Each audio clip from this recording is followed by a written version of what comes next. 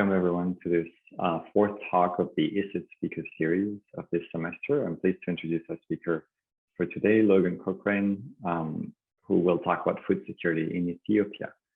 So Logan Cochrane is an associate professor at HBKU in Qatar at the College of Public Policy, also an assistant professor at Carleton University in Global and International Studies, and an adjunct professor at Hawassa University in Ethiopia in the Institute for Policy and Development Research. He's authored over 100 publications, and recently in 2021, he co-edited the book, The Transnational Land Rush in Africa, and a little before that, the book, Ethiopia, Social and Political Issues. So Logan is an expert on these matters, and also associated with the UN Office of the Special Advisor on Africa Knowledge Network, where he's leading activities relating to food security. So welcome, Logan. We'll have a presentation of about half an hour, after which we'll have a more open discussion. We're hoping for dynamic conversation, so prepare some good questions. We ask to keep the questions for the end of the talk, so you can either keep them or put them in the chat, and we'll come back to them at the end of the talk. Thanks, and I'll leave it to you, Logan. Wonderful. Thank you very much, and thank you for having me and hosting this event.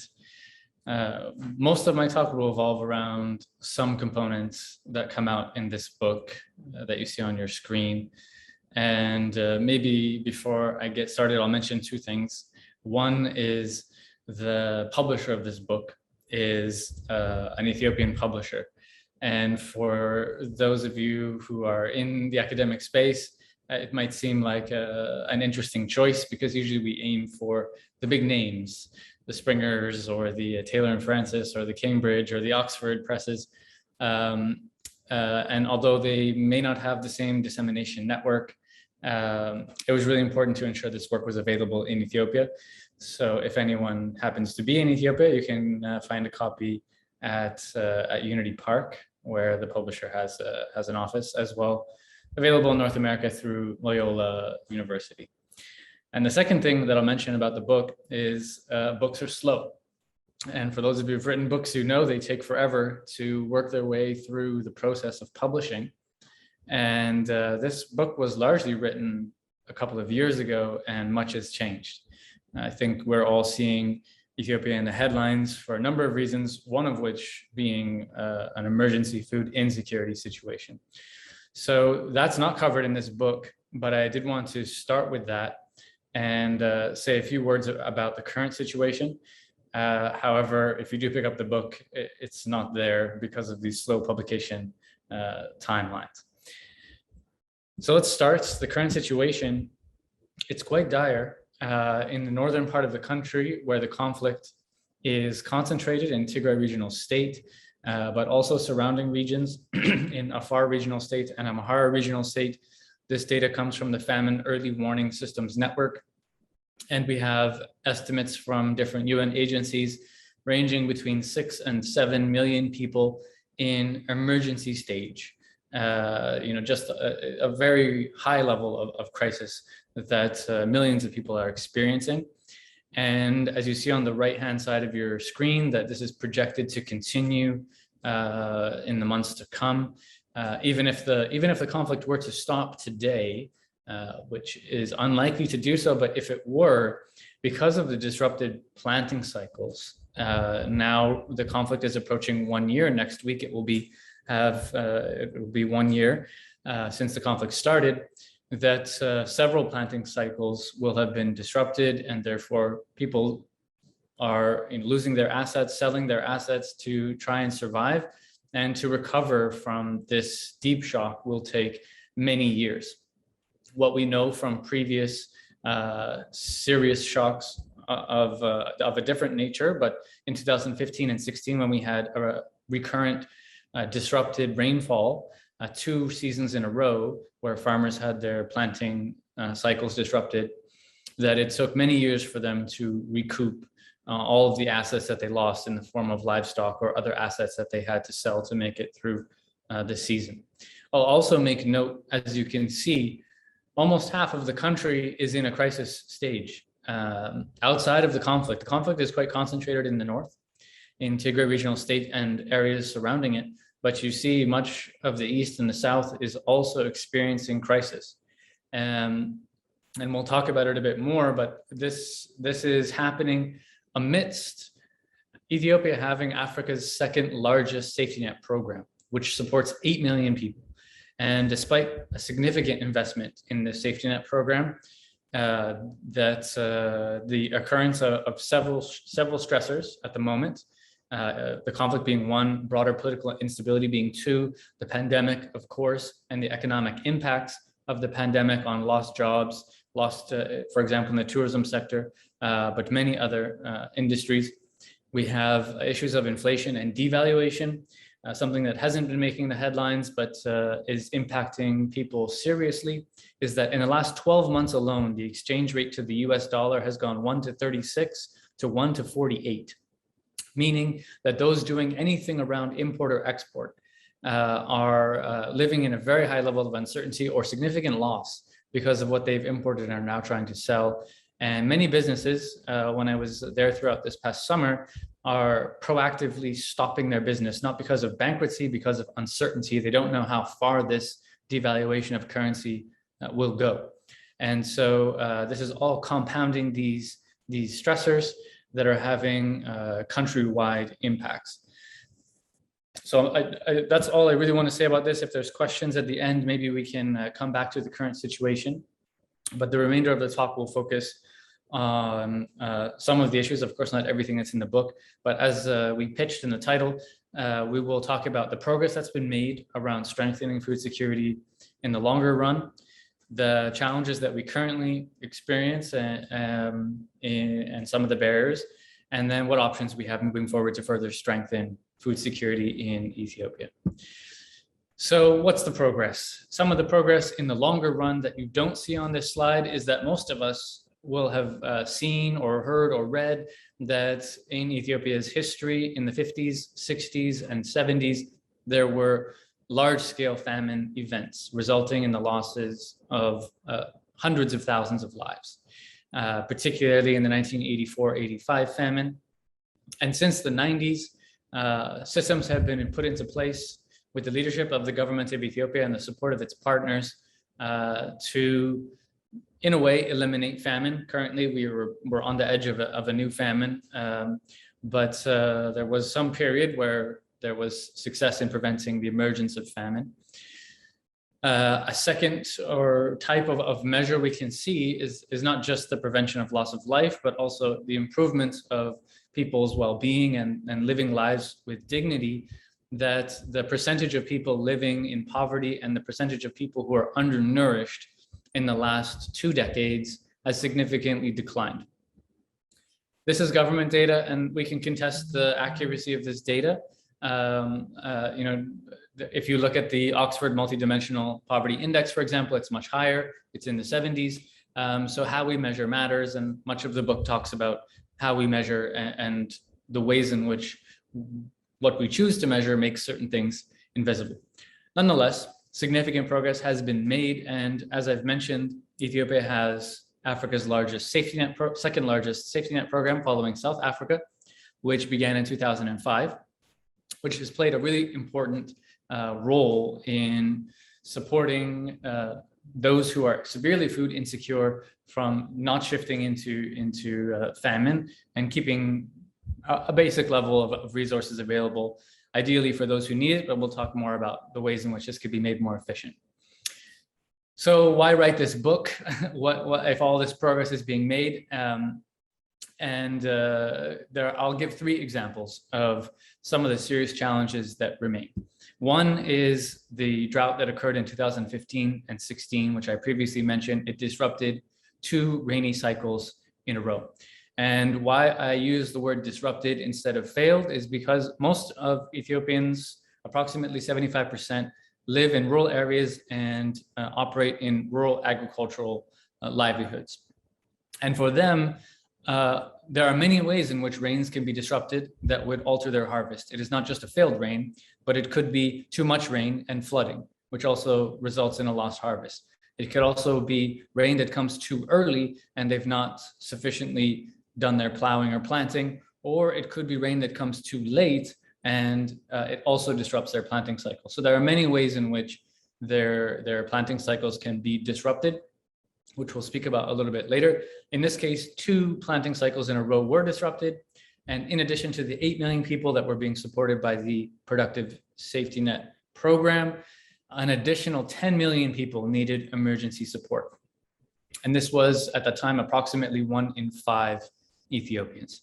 So here, the point being, many people, a high percentage of the country, are living on the edge of vulnerability, where if a relatively small shock or stressor emerges, that they are pushed into this situation of needing emergency food support. So the adaptive capacity is low to withstand or to overcome shocks of this nature.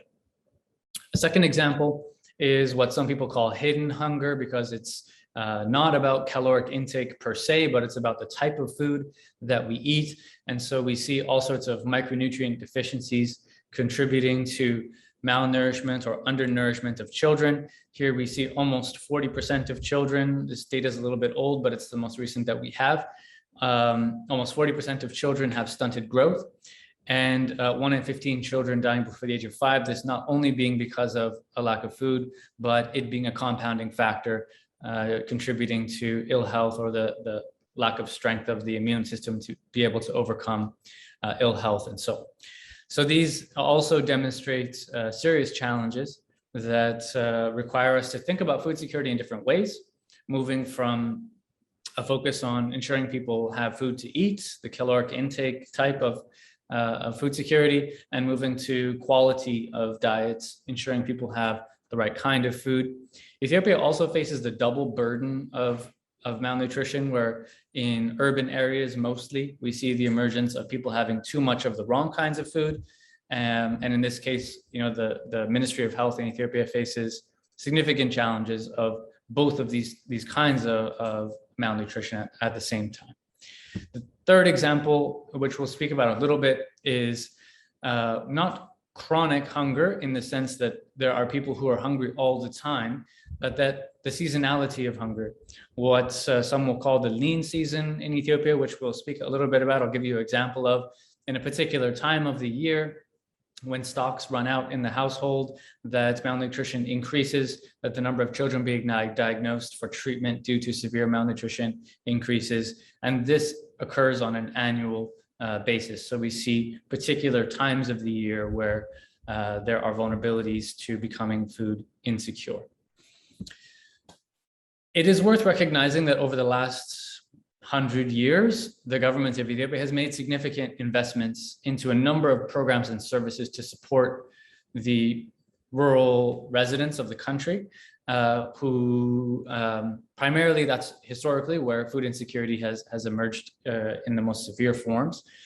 So I'll give a few examples. I won't go through all of these in detail, but just to make note that the government has invested quite significantly in certain things. So the first point you see here is agricultural extension services.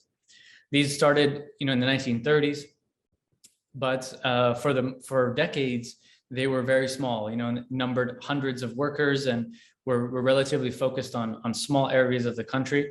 This government, the government that came into power in 1991, it expanded the services and the investment that it was making. Currently, there are around 72,000 agricultural extension workers in Ethiopia. It has one of the highest extension worker to farmer ratios, and this required a major investment, and it's worth acknowledging the important role that they play. These workers provide access to seed, other inputs like fertilizer and pesticide, access to microcredit finance services, training, as you see on your screen. And the training is of all sorts. For example, here they're looking at planting methodologies about how far rows should be from one another for particular crops. And they have demonstration plots. They also link with the second point, these regional research centers. And interestingly, the safety net, which I mentioned in the last slide, is largely supported with the partners of the Ethiopian government, providing financial support for that program. The regional research centers are almost entirely funded by the government itself. And these regional research centers do research on crops that are relevant to each region that they operate within, often indigenous crops that are really important for food security locally, but in international markets may be unknown, such as taro or NSET. And so these research centers are important. They're also important because Ethiopia continues to ban GMOs for food crops, and it has very restricted non-food crops at the moment, testing on GMO cotton, but for the most part is not using GMO seed.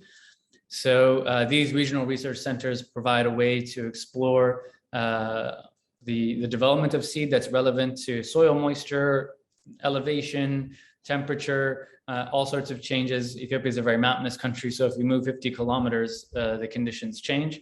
And with climate change, having the ability to be drought tolerant becoming increasingly important as these research centers experiment with that. Land certification, I'll make one quick example. I don't want to go on too long with this slide, is the story why this is important is that in 1975, Ethiopia nationalized all the land and annulled all land contracts. The land then was transferred to the government and people had user rights to the land. And for some decades, there emerged conflicts about whose land was who and where the border was. As you can see on your screen, some of these borders are patches of grass. So disputes emerged.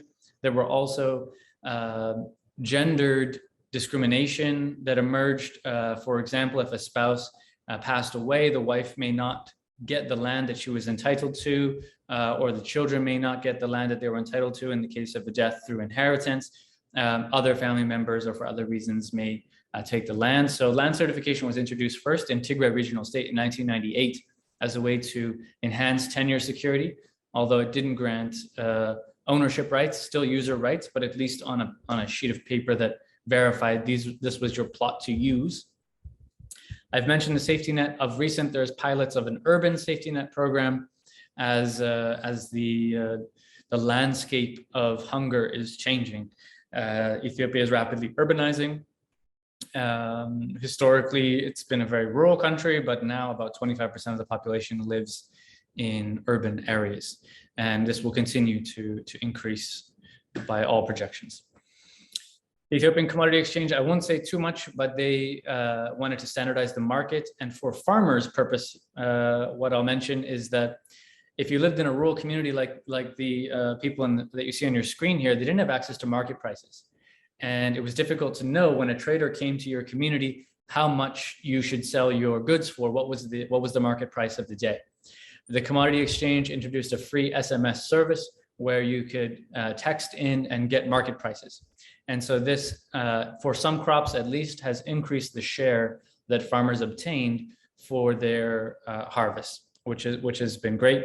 There are other issues with it, but we'll save that for maybe the Q&A. The Agricultural Transformation Agency is another organization that's doing investment into research, planting methodologies, new technologies that are relevant to the situation that Ethiopian farmers are in. So significant investment being made on the part of the government of Ethiopia. So that's worth celebrating that this is being done. But I also want to acknowledge some of the challenges of these same programs. And one of them is that, as I mentioned, historically, they've prioritized certain places. And maybe from a cost benefit perspective, it would make sense that the small resources that you have and the small human resource capacity that you have would be prioritized onto the most highly productive lands. And this was done for decades.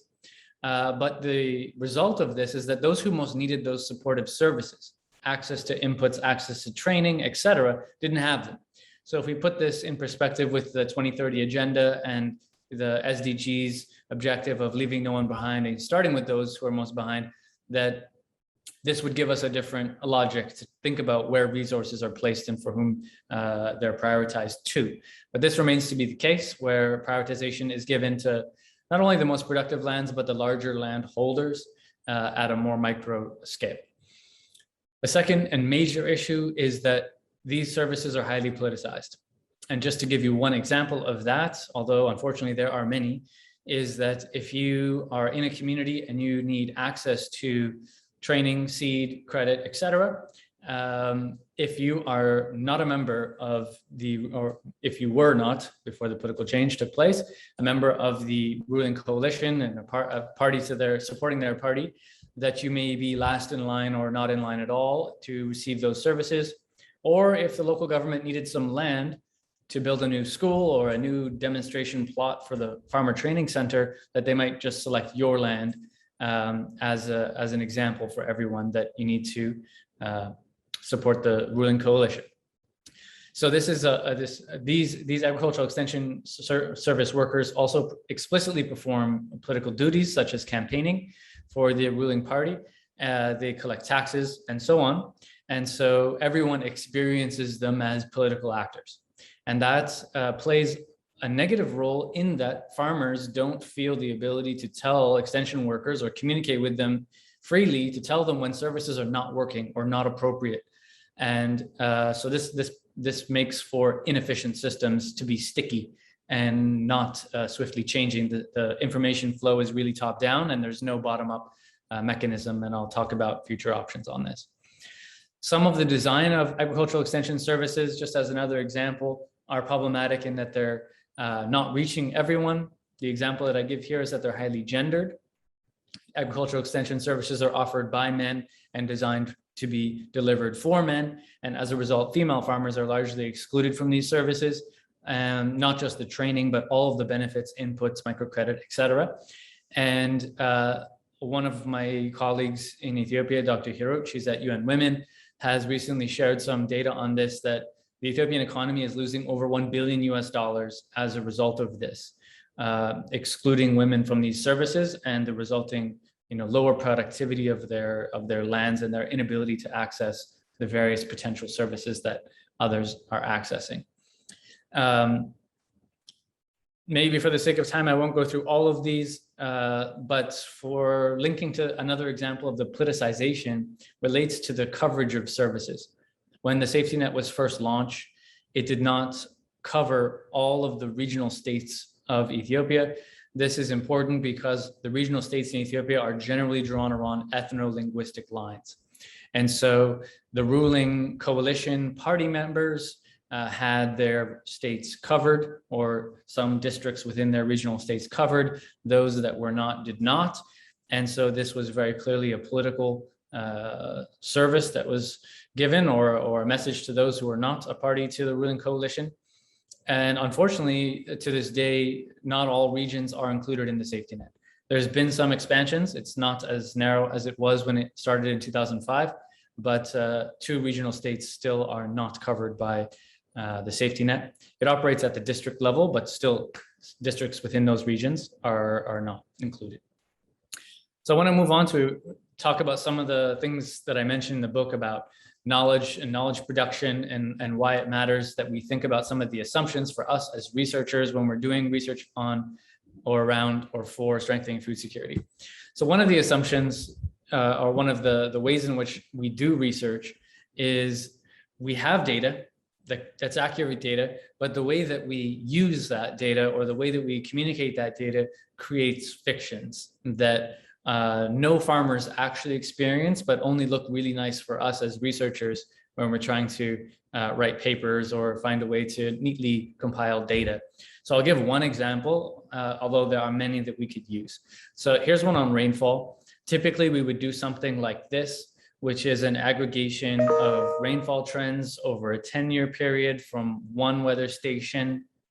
And here you can see the useful information that Ethiopia has 2 rainy seasons, one in the spring and one in the summer. And we can think about service provision based on this aggregate data. And that this is typical. If you're looking at rainfall trends, for example, this would be a common way of compiling data. But for farmers, this isn't what they experience. In many ways, we've made the vulnerabilities that they experience or the real life that they have invisible. So how can we make it more visible? Is we can break apart the years. And here, when we break apart the years, we see that there is no average year. No one's experienced an average year during this 10-year period, that the max rainfall is way high. And here we see years of flooding, that the min in some years is very low, that sometimes rain comes too early, sometimes rain comes too late, and so on. And these are the vulnerabilities that farmers are actually experiencing, but we have made invisible through our averaging and aggregating. And why I wanted to emphasize this point is that, yes, that's not good for climate communication services, but that's also not good for the design of all sorts of other services that we provide, we being the government of Ethiopia or partners of the Ethiopian government. For example, health services. In our inability to really capture where the vulnerabilities lie and predict where those vulnerabilities are going to occur, we see certain years where many children are diagnosed as severely malnourished and requiring medical treatment. And so these vulnerabilities, we're not identifying them appropriately and putting in proactive services to prevent these very serious situations from emerging. So I've given you one example of rainfall, but there are so many different vulnerabilities that we do this for. And we could go through this very long list where the anthropologists among us will sort of see that all at the lived experience, there are no such thing as averages. These are researcher-made fictions. And we can go through so many different examples of where the positionality or the geography or all sorts of different factors differentiate the way in which people experience either the services or the geography or the rainfall, whatever it may be. And I'll just point out one. I definitely won't go through all of these, but I'll give one that maybe you're wondering, how does this matter? So for example, language. In the case of language, we, in one region of Ethiopia, there's many languages spoken. And because of the hiring requirements for agricultural extension workers, they need to go through a technical and vocational training institute in order to get a certificate to be able to provide these agricultural support services. And those tend to be centralized. And in order to get there, you need to finish a certain level of secondary education. In this region, because of historical marginalization, particular groups of people have not had the opportunity to have that go through education past grade 8 and not go through these technical and vocational education training systems. And so the people that are hired don't speak those local languages. And not so much by intention, but maybe by misinformed design, when those services are offered, it entrenches the marginalization of some linguistic groups. And so this is another thing that it might just be made invisible, particularly in a country like Ethiopia, where you have 80 different languages spoken. And when you overlay any of these complexities, we can see how differently they're experienced by people. But for the sake of moving on, because I know I've already passed my 30 minutes, I'll give 3 more examples of nuances that we tend to miss in doing research about vulnerabilities and food security more broadly. So one is when we do research on crops. We usually go around as researchers with our surveys and we ask questions such as, are you using improved seed? Yes or no. Are you using fertilizer? Yes or no. Are you using pesticide? Yes or no, etc. And the farmers will give you an answer because they want to get rid of you. But in reality, they will tell you afterwards that these questions are a bit ridiculous because they don't make decisions like that. They will use improved seed for some crops. For example, in areas that I've worked, they will use improved seed, and improved seed here meaning through the extension system, non-GM, for maize or corn. And they've been doing that for some years. But for other crops like cabbage, they say that what comes through the extension system doesn't work well for their soil type, soil moisture, elevation, etc. So they maintain this kind of dual system of utilizing some from agricultural extension system and then utilizing some from their own community and seed saving systems. But the survey misses that and makes invisible that. And the same thing with input use, whether it's fertilizer or pesticide or whatever. And I think we do 2 things when we do this with our surveys. One is that we make generalizations that are untrue, that don't reflect their actual practice. But 2, we also miss their expert knowledge about why they're making these very informed choices. And that's a big missed opportunity about, for example, this cabbage, that they've cultivated a particular variety that works really well at that soil moisture type, elevation, etc. And there's much we can learn from them. But we're not even able to see that because of our yes/no type of survey. It's not as simple as making a long survey, because if you think about this, if you wanted to ask every crop for every input or every potential option, the survey would balloon from 5 pages to 50 pages. And so the solution isn't actually as simple as having a better survey design, unless we really wanted to burden people with this monstrous multi-hour survey, which we don't want to do. So in the book, I explore other options, more qualitative options for doing this. Another interesting thing in my research, I've used knowledge co-production as a methodology to work with farmers to arrive at the questions they think are important, arrive at the metrics that they think are useful, and the analysis approach that they think are insightful. And one of the interesting things is, if you look at food security surveys that are out there, FAOs or the government of Ethiopia or whoever, is you'll rarely find a question about migration on those surveys. But farmers said, if you want a proxy, and of course, food security is measured by proxies. Food security is not a thing we go and measure like air quality. It's a series of proxies that we use. So they said, if you want to see a proxy that will show you a household that's under stress from severe food insecurity, you need to look at migration. But then when you go to the metrics, don't just simply ask them how many of their young people have left the house. You need to ask them if it was for skilled work or unskilled work. And so they were explaining that those families that have sent their younger people to the nearest town to shine shoes or find work on a construction site or beg or whatever it may be, they're in a severe situation where there is no more food in the house, and they're trying to find ways just to make it through this season. So here is one of your proxy measures, but unfortunately we haven't really adopted it into our early warning mechanisms. And another hidden version of a stressor is debt. And in some countries, this is well measured, but in Ethiopia's case, very few people have looked into rural debt. One of the reasons for this is that in rural areas, there are no financial institutions. And until recently, there was no cell phone coverage, and continues in many places, no electricity. So it was sort of assumed that there wasn't a lot of borrowing and indebtedness. But in consultation with one of the Ethiopia's great scholars, Desalegn Rahmeto, I asked him, has this been done? He said no, so we went for it. And we found that borrowing was pervasive in rural communities, informal borrowing from informal lenders at very high interest rates, and that this was not borrowing of the entrepreneurial type, to start a business, to buy a donkey cart and move goods to the city or something. This was primarily necessity borrowing to make it through the week, to make it through the month, and just wait for the harvest to arrive. And there was this cycle of indebtedness that was invisible because we didn't see it and didn't know about it. And it was fascinating to hear from farmers about this invisible layer of vulnerability that we didn't much know about. And in Ethiopia's case, we still don't know much about.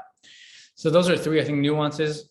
Of course, others, but for the sake of time, I will give you my 6 broad options for the future on where do we go, or what sort of things do we have in our toolkit.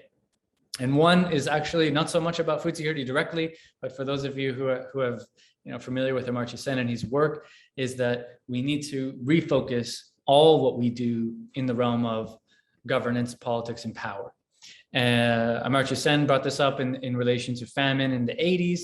I will also mention the great Ethiopian scholar and activist Mesfin Woldemariam, who also wrote about this in the 80s. They both, Amartya Sen and Professor Mesfin, worked on with Ethiopian data to make this point that freedom of political participation, freedom of speech, freedom of movement, etc., were key for ensuring food security and the environment that enables this.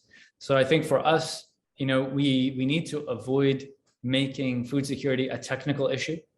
And sometimes we can do this by focusing on micronutrients or caloric intake or losing sight into the details of design or the details of evaluation, and forgetting that these are highly political activities, and we should not pretend that they are apolitical. And just to emphasize this point, the imperial government of Haile Selassie fell due to a famine, and the military government called the Derg also fell in relation to a famine. And so politicians in Ethiopia and the people of Ethiopia both know how political food security is. So I think we working in this space also need to recenter this and ensure that freedoms are front and center.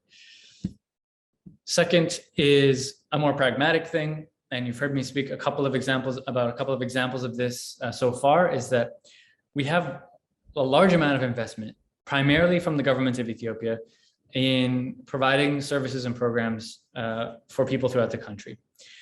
They could be more appropriate, they could be more efficient, and you heard me speak about some of the barriers why they're not. The information flow comes down, and there are many reasons why information doesn't flow back upward. If we were to have a system that wasn't a push system, but instead was a sort of pull or demand-driven system, then we would be able to know that farmers were interested in that maize seed, but were not actually interested in that cabbage seed, because in that process of not knowing that, we're losing a lot of resources. And sometimes, because these activities are very political, if a farmer decides to not take the cabbage seed, even though because they're not going to use it, it's seen as a political act. And so we have to recenter how can we make these services more appropriate, more efficient by depoliticizing them. Again, going back to this governance question. I mentioned the gendered nature of many programs, that is excluding women, maybe not necessarily by design, but certainly the way that they are designed is excluding women, and we could make them more suitable and appropriate for including female farmers. We've, I think, paid a lot of attention to ensuring people have food to eat, the caloric intake type, preventing famine. We've done increasingly better on addressing micronutrient deficiencies, which are serious and can have lifelong impacts on if they're experienced during childhood.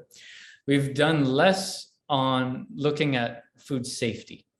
And I'll mention aflatoxin as one example of something in the food system that I think we need to be paying more attention to, where it seems to be extremely common. The very few studies that we have on doing sort of spot testing of how much aflatoxin is in the food supply, it's probably having an impact similar to that of micronutrient deficiencies, but it's largely invisible. We all like to see more infrastructure, markets, warehouses, roads, electricity, schools, universities, hospitals, you name it. I will make a pitch here, and mostly because I assume I'm speaking to partners of the government of Ethiopia, where our role is more narrow, is focusing on small and medium scale irrigation systems that are locally managed, often built with local materials, and if possible, run without the need of generators. And there are many great examples of this in Ethiopia, where we have gravity-fed irrigation systems. You sort of have a pool of water, open it for an hour in the morning, close it up, it goes to these irrigation canals and feeds the various farms with water.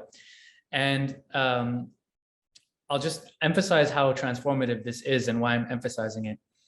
The farmers, as you saw, have two rainy seasons, spring and summer. And in most years, they're not perfect. So you might have 1 or 2 harvests of the year.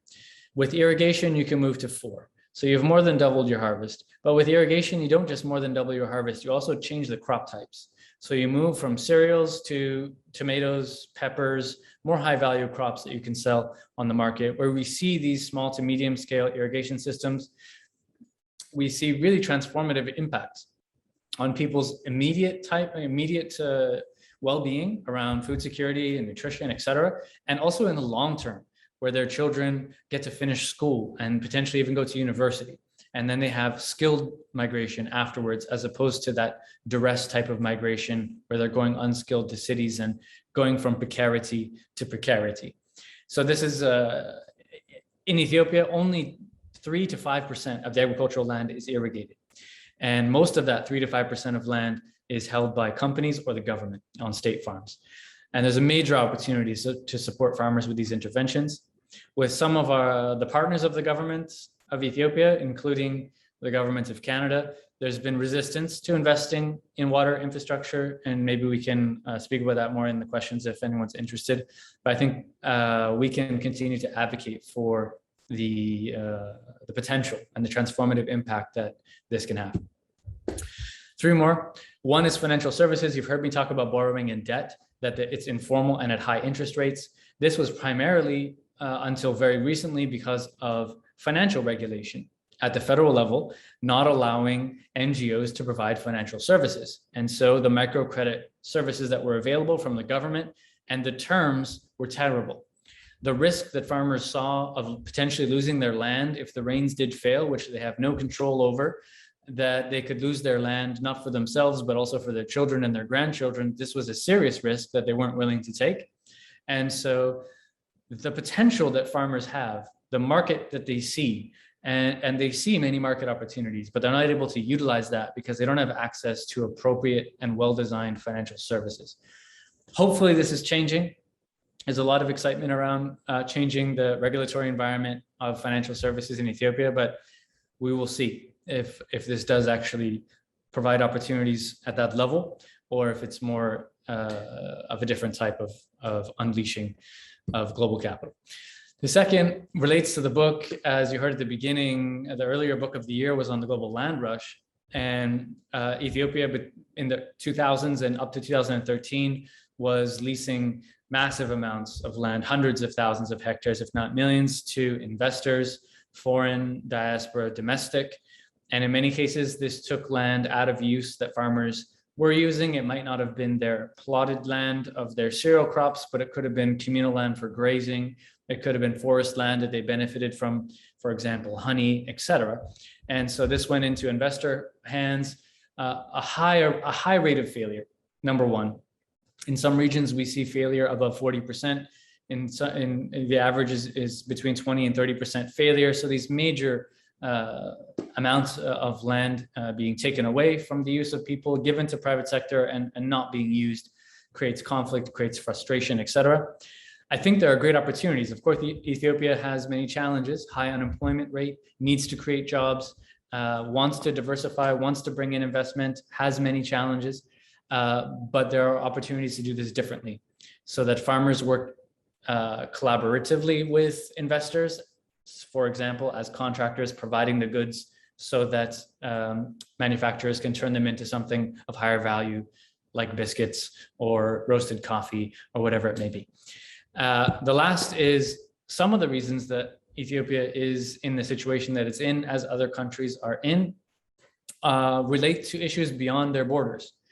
And so this means that the government of Ethiopia and its partners need to continue working with others to ensure that trade is indeed fair, taking fights to the World Trade Organization when needed, working with partners to enhance regional trade, as we see with the Africa Free Trade Agreement, and where possible, without getting into too much issue with the World Trade Organization, is instituting policies and trade regimes that ensure that value creation is kept within the country and job creation of better paying and jobs are created within the country. Example of this, unrelated to Ethiopia, is in Gabon, where it's a forested country and much of its export, other than the hydrocarbons, were logs that were going to Europe. And the government decided we will ban the export of raw logs. They must be turned into something within Gabon, creating jobs and better paying jobs, so that the wood was turned into plywood or furniture or whatever before it was exported. And I think there's some great opportunities for Ethiopia to do this. It has done it in some sectors, and it's been, we have at least some good examples of how this can be done.